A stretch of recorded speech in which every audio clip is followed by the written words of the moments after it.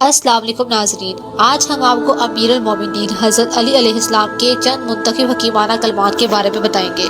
Video میں آگے بڑھنے سے پہلے ہمارے چینل کو لائک اور سبسکرائب ضرور کیجیے گا۔ آپ دیکھ رہے ہیں دور نجر سیدہ بینش کے ساتھ۔ آئیے ویڈیو کی طرف بڑھتے ہیں۔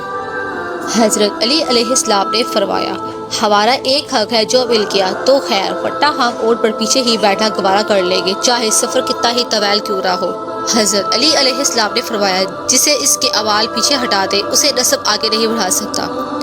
حضرت علی علیہ السلام نے فرمایا، بڑے بڑے گناہوں کا کفارہ یہ ہے کہ انسان ستم رسیدہ کے فریاد رسی کرے اور رنج دیدہ انسان کے غم کو دور کرے۔ حضرت علی علیہ السلام نے فرمایا، فرزند آدم علیہ السلام، جب گناہوں کے باوجود پروردگار کی نعمتیں مسلسل تجھے ملتی رہے تو ہوشیار ہو جانا۔ حضرت علی علیہ السلام نے فرمایا، انسان جس بات کو دل میں چھپانا چاہتا ہے وہ اس کی زبان کے بے ساختہ کلمات اور چہرے کے اثار سے نمایاں ہو جاتی ہے۔ حضرت علی علیہ السلام نے فرمایا، جہاں تک ہو مرضی کے ساتھ چلتے رہو اور فوراً علاج کی فکر میں لگ جاؤ۔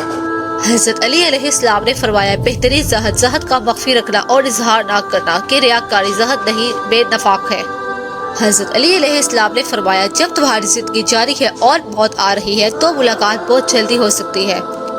حضرت علی علیہ السلام نے فرمایا، ہوشیار کے پروردگار نے گناہوں کی اس قدر پردہ پوشی کی ہے کہ انسان کو یہ دھوکہ ہو گیا ہے کہ شاید معاف کر دیا گیا ہے۔ حضرت علی علیہ السلام نے فرمایا، آپ سے ایمان کے بارے میں سوال کیا گیا تو فرمایا کہ ایمان کے 4 ستون ہیں: صبر، یقین، عدل اور جہاد۔ شکریہ، جزاک اللہ۔